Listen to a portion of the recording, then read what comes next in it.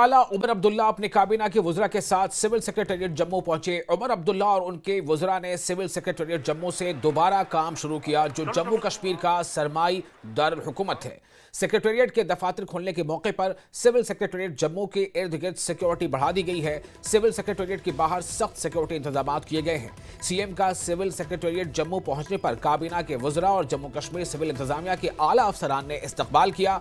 उमर अब्दुल्ला ने CM office में काबीना के वुज़रा और एनसी जम्मू यूनिट के लीडरों के साथ मीटिंग की। उमर अब्दुल्ला ने अफसरान और वुज़रा से कहा कि जोश और जज्बे से काम करें और देरीना मसाइल या लोगों के मसाइल हल करने के लिए काम करें।